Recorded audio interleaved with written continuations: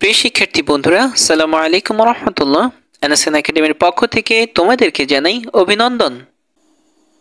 এখন আমরা দেখব তোমাদের বিজ্ঞান বইয়ের পৃষ্ঠা নং 53।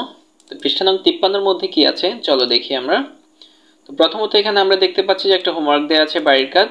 এখানে বলা হয়েছে যে গ্রিন হাউস ইফেক্ট ছাড়াও জলবায়ু পরিবর্তনের আরও অন্য কারণও আছে।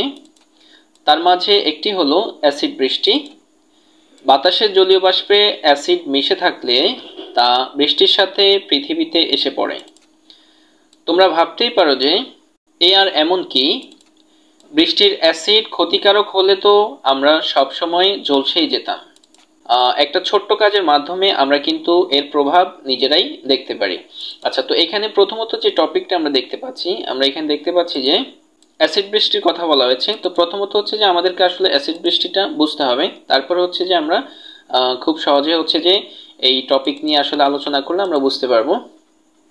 তো চলো প্রথমত হচ্ছে যে আমরা অ্যাসিড বৃষ্টি নিয়ে আলোচনা করি, তারপরে হচ্ছে যে আমরা বাকি ইয়েগুলো পড়বো। তো এখানে হচ্ছে যে তোমাদের অনুসন্ধানী বইয়ের মধ্যে, বিজ্ঞানের অনুসন্ধানী বইয়ের মধ্যে পৃষ্ঠা নং হচ্ছে 75-এর মধ্যে তোমাদের হচ্ছে যে অ্যাসিড বৃষ্টি নিয়ে আলোচনা করা হয়েছে। তো চলো দেখি আমরা। তো এখানে অ্যাসিড বৃষ্টি সম্পর্কে পূর্ণাঙ্গ বলা হয়েছে। তো চলো আমরা পড়ি। তো প্রথমত বলা হয়েছে যে বৃষ্টির পানির সাথে অ্যাসিড বা অ্যাসিড জাতীয় উপাদান মিশ্রিত থাকলে সেটাকে অ্যাসিড বৃষ্টি বলা যেতে পারে। আচ্ছা, এই ক্ষেত্রে বৃষ্টির পানির সাথে সালফিউরিক অ্যাসিড বা নাইট্রিক অ্যাসিড নামক তীব্র অ্যাসিড মিশ্রিত অবস্থায় ভূপৃষ্ঠে ঝরে পড়ে। এমনকি তুষার, কুয়াশা, শিলা বৃষ্টির বরফখণ্ড, ধূলিকণার সাথেও কঠিন বা তরল অবস্থায় অ্যাসিড জাতীয় পদার্থ মিশ্রিত থাকতে পারে। আচ্ছা, এখন প্রশ্ন হলো বৃষ্টির পানি, কুয়াশা, তুষার ইত্যাদিতে এই অ্যাসিড আসলো কি করে? বিভিন্ন মানবসৃষ্ট এবং প্রাকৃতিক উৎস হতে নির্গত সালফার ডাই অক্সাইড এবং নাইট্রোজেন অক্সাইড বাতাসে উপস্থিত জলীয় বাষ্প, অক্সিজেন এবং অন্যান্য রাসায়নিকের সাথে বিক্রিয়া করে সালফিউরিক এবং নাইট্রিক অ্যাসিড তৈরি হয়। আচ্ছা, তারপর তা পানি এবং অন্যান্য বস্তুর সাথে মিশ্রিত হয়ে ভূপৃষ্ঠে নেমে আসে।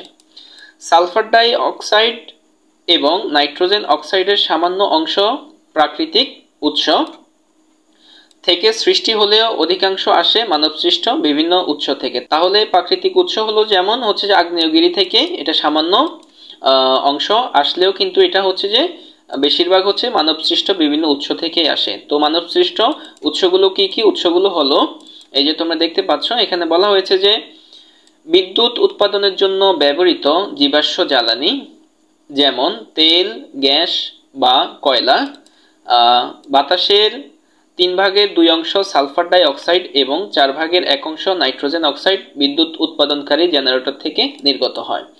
এখানে বলা হয়েছে যে বিভিন্ন যানবাহন এবং ভারী যন্ত্রপাতি থেকেও আসলে এই সালফার ডাই অক্সাইড এবং নাইট্রোজেন অক্সাইডটা আসে, এবং বিভিন্ন দ্রব্য উৎপাদনকারী তেল শোধনাগার এবং অন্যান্য কারখানা থেকেও এই উপাদানটা আসে। এগুলো হচ্ছে যে কি? এগুলো হচ্ছে যে মানবসৃষ্ট বিভিন্ন উৎস, যার কারণে হচ্ছে কি বাতাসের মধ্যে অ্যাসিড আসতে পারে। আচ্ছা, এরপরে বলা হয়েছে যে বায়ু এসব উৎস থেকে নির্গত দূষণকারী গ্যাস ও অন্যান্য কণাকে অনেক দূর পর্যন্ত ভাসিয়ে নিয়ে যেতে পারে এবং সেখানে অ্যাসিড বৃষ্টি ঘটাতে পারে। এর ফলে দূষণকারী দেশ ছাড়াও দূরের অন্য দেশে অ্যাসিড বৃষ্টি হয়ে সেই এলাকা ক্ষতি হতে পারে। মানে হচ্ছে যে যেই দেশের মধ্যে সাধারণত এসব কাজগুলো অধিক পরিমাণে করা হয় সেই দেশ ছাড়াও অন্যান্য দেশে এর প্রভাব, ক্ষতিকর প্রভাব হতে পারে। আচ্ছা, অ্যাসিড বৃষ্টির ফলে যে সকল ক্ষতি হতে পারে তার মধ্যে অন্যতম হলো, যেমন কি কি ক্ষতি হতে পারে তার মধ্যে হচ্ছে যে মাছ এবং অন্যান্য জলজ প্রাণীর জীবন ধারণ কঠিন করে তোলে। তারপর হচ্ছে উদ্ভিদের বিভিন্ন অংশের ক্ষতি হয়। মাটির গুণাগুণ নষ্ট হয়ে যায়, যা হচ্ছে কি উদ্ভিদ এবং মাটির মধ্যে বসবাসকারী অন্যান্য অণুজীবের জন্য প্রয়োজন। আচ্ছা, বিভিন্ন ধাতু নির্মিত যন্ত্রপাতি, অন্যান্য স্থাপনা এমনকি দালান কোঠারও ক্ষতি হয়ে থাকে। অ্যাসিড বৃষ্টির পানি ধাতু ও কংক্রিটের সাথে বিক্রিয়া করে সেগুলো ক্ষয় করতে থাকে।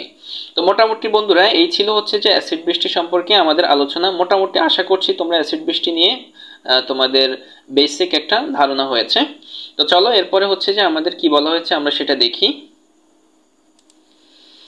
তো এরপরে বলা হয়েছে যে বাসায় দুটি গাছের পাতা নাও।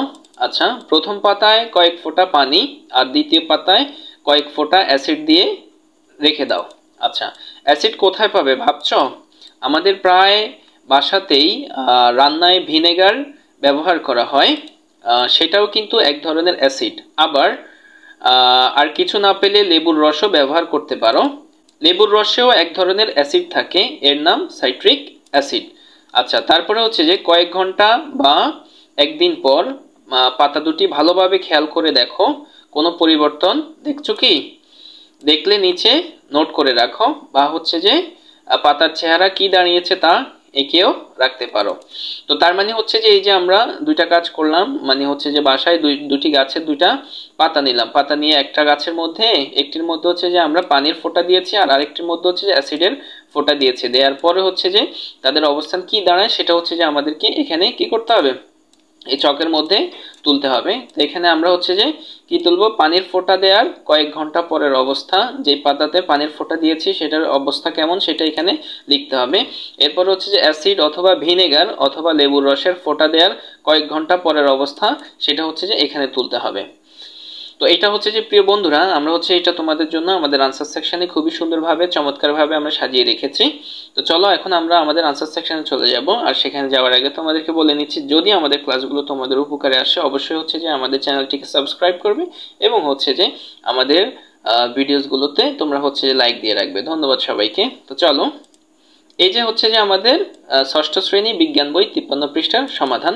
তো এখানে আমরা প্রথমত এভাবে দিয়েছি যে হচ্ছে যে পানির ফোঁটা দেওয়ার কয়েক ঘন্টা পরের অবস্থা। এটা হচ্ছে যে কি, পাতা হচ্ছে যে পাতা সতেজ এবং সবুজ বর্ণ বিদ্যমান থাকে। আর হচ্ছে যে অ্যাসিড ভিনেগার লেবুর রসের ফোঁটা দেওয়ার কয়েক ঘন্টা পরের অবস্থা, এটা হচ্ছে যে পাতার সবুজ বর্ণের পরিবর্তন ঘটেছে। তো মোটামুটি এই ছিল হচ্ছে যে আমাদের এই চকের সমাধান। তো চলো এরপরে কি আছে আমরা দেখি। আচ্ছা, এরপরে বলা হয়েছে যে নবম সেশনের মধ্যে বলা হয়েছে যে এই সেশনের শুরুতেই তোমরা আগের দিন বাসায় যে পরীক্ষা করেছো তা একটু আলোচনা করে দেখো তো অ্যাসিড দেওয়ায় গাছের পাতায় কি পরিবর্তন দেখছো, তা পাশের বন্ধুর সাথে শেয়ার করো, ক্লাসের বাকিদের সাথেও শেয়ার করো।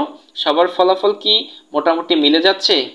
পাশের বন্ধুর সাথে মিলে অনুসন্ধানী বই থেকে অ্যাসিড বৃষ্টির অংশটুকু পড়ে নাও, যেটা আমরা অলরেডি অনুসন্ধানী বই থেকে আমরা অ্যাসিড বৃষ্টির হচ্ছে যে পার্টটা আমরা পড়েছি। তারপরে হচ্ছে যে শিক্ষক সহ বাকিদের সাথে আলোচনা করে দেখো অ্যাসিড বৃষ্টি কেন হয়। অ্যাসিড বৃষ্টির ফলাফলের একটা ছোট নমুনা তো তোমরা ইতিমধ্যেই দেখেছো। লম্বা সময় ধরে এমন হলে উদ্ভিদ সহ জীববৈচিত্র্যের উপর কেমন প্রভাব পড়বে তা তো অনুমানই করতে পারছো। লম্বা সময় এই বৃষ্টির আর কি কি প্রভাব পড়ে তাও দেখে নাও। তোমাদের কি এই বিষয়ে কিছু করার আছে? চিন্তা করে দেখো তো। তো মোটামুটি এটা আমরা হচ্ছে যে অ্যাসিড বৃষ্টির অধ্যায়ে আমরা অলরেডি এটা জেনেছি। সো প্রিয় বন্ধুরা, এই ছিল হচ্ছে যে আমাদের পৃষ্ঠা নং 53 এর সমাধান। আশা করি তোমরা বুঝতে পেরেছো। তোমাদেরকে সঙ্গে থাকার জন্য অসংখ্য ধন্যবাদ।